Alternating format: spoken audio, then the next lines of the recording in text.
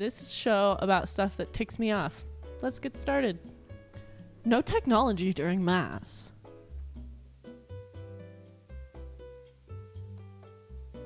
People with AirPods. Oh, were you talking to me? Sorry, I don't speak broke. When teachers don't enter grades for like a month. Oh, heck yeah, I have an A in English. Many months later. Wait, what? I have 15 missing assignments? I'm failing? Apple Classroom. I just got Jug? I was texting my mom. Come on. The new bells.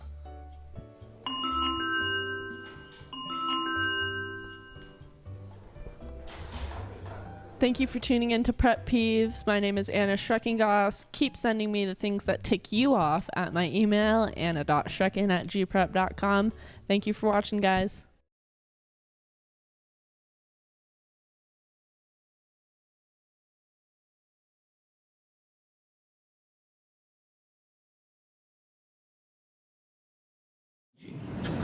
My favorite thing about teaching is helping a concept really connect with the student and helping students see how a concept appears in their life. So for example, in a scripture class or a world religions class, it's really exciting to see, to help students see themes and elements that's in the text and in the word in their own lives as well, and have it be a personal connection.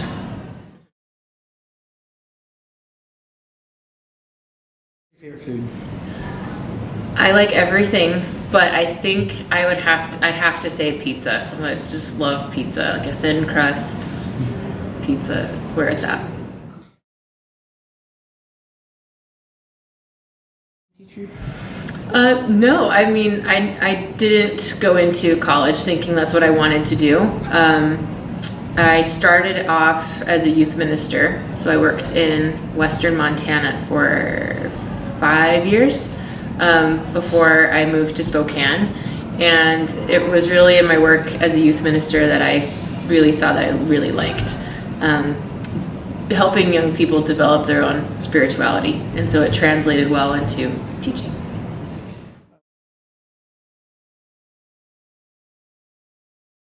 My dream car would probably be like an off-roading Jeep with the leather outside where you can just that would be it.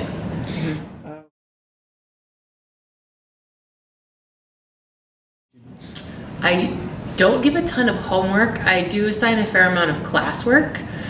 So if a student uses the time well, there usually isn't that much work to be done at home. I do expect students to do studying outside of the classroom to prepare for quizzes and tests, but it's, in my opinion, fairly manageable.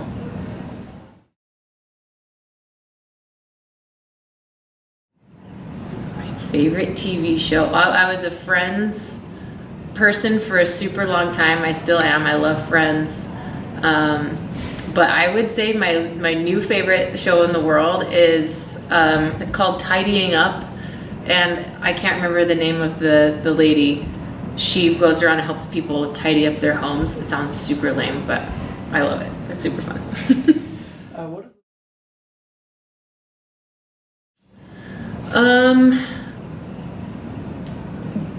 I mean, grading's always there. Like, when you assign work, it's tedious to grade. But the most frustrating thing is definitely discipline issues that it's not fun. It's not fun to help a student get back on track, or a student is disrespectful to another student. That's it. That's the most frustrating thing. That's the thing I cannot stand, is disrespect in the classroom. And thank goodness we don't see it often, but when it does happen, that is the most frustrating thing.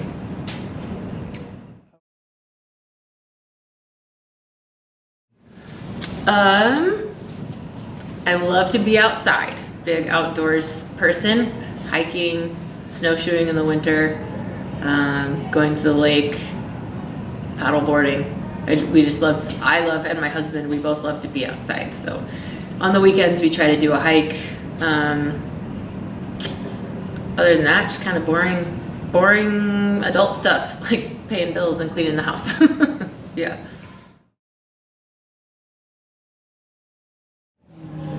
Anywhere in the world.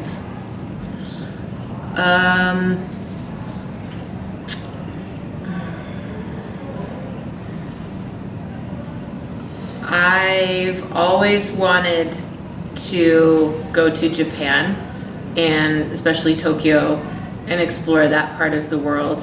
I've traveled a fair amount, which has been such a blessing to be able to get to do that. But I think the next thing I would love to see is Japan, and maybe Thailand, Cambodia, Vietnam, that part of the world. I'd love to see that as well.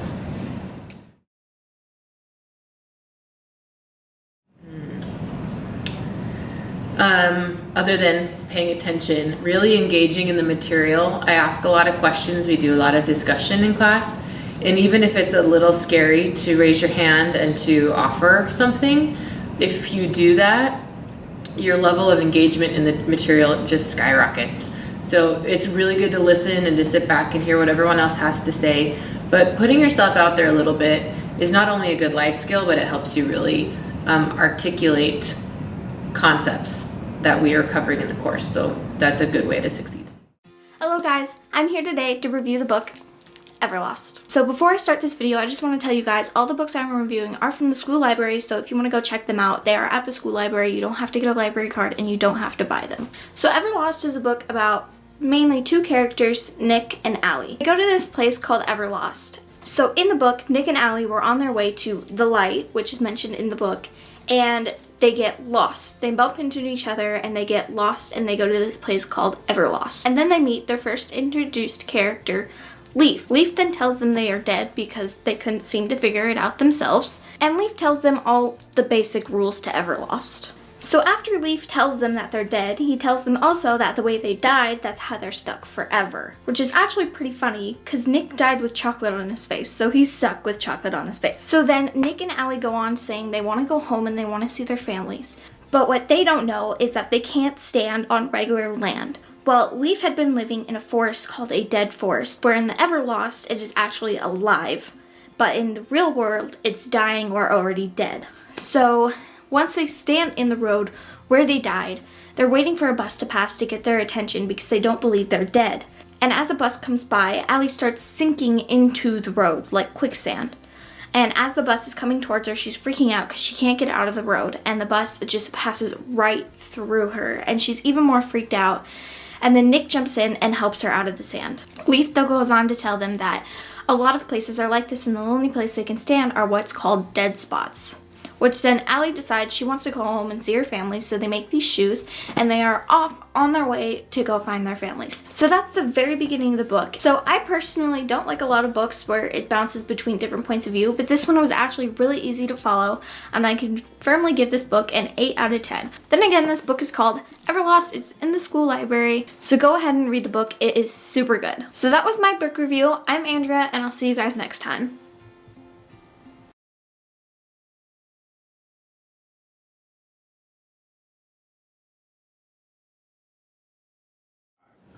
I am the junior varsity tennis coach this year for the boys team here at Gonzaga Prep. This is my 4th year of coaching with little breaks in between. Why tennis? Well, tennis is a great sport for life, really for life. I've done a lot. I played basketball when I was here. I played soccer in my life after I graduated from college, played basketball in rec leagues, played tennis. And you don't have to have a league to go play tennis. You can find leagues. You can go to your game and elevate as much as you'd like. I have a cousin who still plays, and he's 50-something on the circuit. So it's a great sport to go get to know, and you can it's easy to remember these things and play forever. As I get older, it's much easier. Playing basketball in the full court is a little bit harder thing to do, and this is something more you can do. So great skills for life. It's also really entertaining. You get a chance to talk to your buddies a decent amount while you're out playing, talk smack, have some fun. I mean, there's a competitive edge to it. And if you don't want to be that competitive edge to it, you can find your space where just you working on your game and get better. In JV, we play partners. We really don't do singles, so you play double, and it's really fun. It's one of the few sports that actually has a JV tournament at the end of the year, and that's also really exciting because you can maybe start out fresh without having any skills, and you can get better and really play well in that tournament at the end of the year because it's broken into your level. Tennis is great. We have a lot of great tennis players here at Prep, and we won the GSL, or we're close to winning the GSL every year, and that's a tradition here, and it's pretty awesome. And all the guys are really friendly, and it's just a fun place to spend your time. It's not the pressure is, I wouldn't say there's a ton of pressure. I mean, there's enough pressure you put on yourself to go get better, and play in the match is great. You play your match, and then you're done. As far as JV goes, we don't spend a lot of weekends on it, and I don't really think varsity spends that many weekends on it as far as time constraints, but when you do spend a weekend, you're playing in a tournament, so it's all games, matches, so it's really fun. I coached softball, fast-pitch softball JV for quite a few years, and then there was some stuff that kind of happened, and our numbers went down, and so I saw the tennis was open. I'm like, hey, I could do that. I mean, it was fun. I liked playing it. Also, I mean, time, because like you have to drag the field for baseball and stuff like that. And it takes a lot more time to do some of those sports. So this seemed that way, and it's just fun. I mean, you get out there and play and hit, and you just get better every day, and it's a lot of fun to get out and play. Always excited for practice. Game days are great, but from a coach's standpoint, I'm way more excited for practice. I love to get out and play, and I get out and talk smack, and I'll get in and mix it up, and we'll go up the ladder, down the ladder. I mean, because in order to move in tennis, move up and down, you can challenge your position. You're not always just stuck there. If you get better, you can challenge and challenge up, and so that's the nice, fun thing about practices. They're competitive, but totally fun, and if you see where you're at, there's no question, no judgment calls about where you're at. It's your abilities. So I really like that too, and the team sport about it is really fun.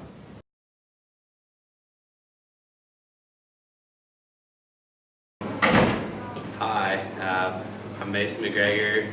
I'm playing tennis this year. I'm looking forward to going out there and competing and beating all my competition. It's just a fun sport, and it doesn't require too much skill. You can kind of just pick it up at any age. So it's fun. Probably doubles, because it's fun to do stuff with your partner.